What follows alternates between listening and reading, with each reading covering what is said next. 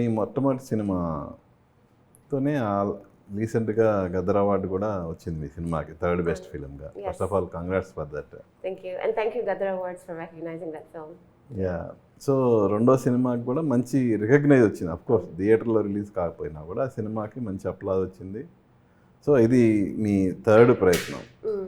So 2 సినిమాల success తర్వాత ఒక మూడో సినిమా చేస్తున్నాము అంటే దెర్ ఈజ్ సంథింగ్ క్యూరియాసిటీ, ఏదైనా ఇంట్రెస్ట్ ఉండాలి.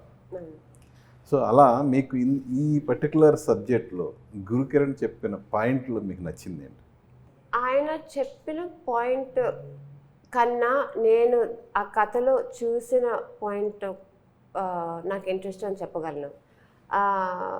సో నేరేట్ చేసినప్పుడు ఒక పర్స్పెక్టివ్తో నేరేషన్ అయ్యింది. ఆ కథ చాలా విషయాలు ఉన్నాయి. బట్ నాకు నచ్చిన పాయింట్ ఏంటంటే రామకృష్ణ అనే క్యారెక్టరు, ఆయన జర్నీ. సో ఆయన జర్నీ సో మన లైఫ్లో కొన్ని థింగ్స్ చాలా టేక్ ఇట్ లైట్ అనుకుంటాం. అండ్ అది it's not really a great attitude. ఎందుకంటే మన చేతి మించిపోతాయి కొన్ని థింగ్స్. మన చేతి మించిపోయి కొంతమందికి హానికరం అవ్వచ్చు.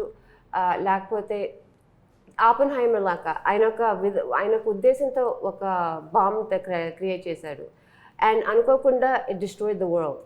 సో దట్ టైప్ ఆఫ్ అంత పెద్ద ఇష్యూ ఏం కాదు. బట్ అలా ఒక ఉద్దేశంతో ఒకటి చేస్తాము, అది అనుకోకుండా చాలా పెద్దగా అయిపోతుంది. అండ్ దాని కాన్సిక్వెన్సెస్ గురించి కొంచెం ఒక ఫిలాసాఫికల్ థాట్ అనమాట. ఆ జర్నీ అంతా రామకృష్ణ క్యారెక్టర్లో ఉంటుంది. కొంచెం వింతగా ఉంటుంది, అన్ప్రిడిక్టబుల్గా ఉంటుంది అండ్ ఫన్నీగా ఉంటుంది. సో కథలో రామకృష్ణ క్యారెక్టర్కి అంత ఇంపార్టెన్స్ ఉంది కదా?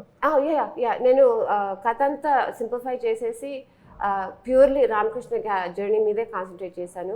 ఎందుకంటే ఇలాంటి సినిమాలు, చిన్న సినిమాలు, కొత్త ఫేసెస్ చేసిన సినిమాలు, it has to be tight. Story telling has to be tight.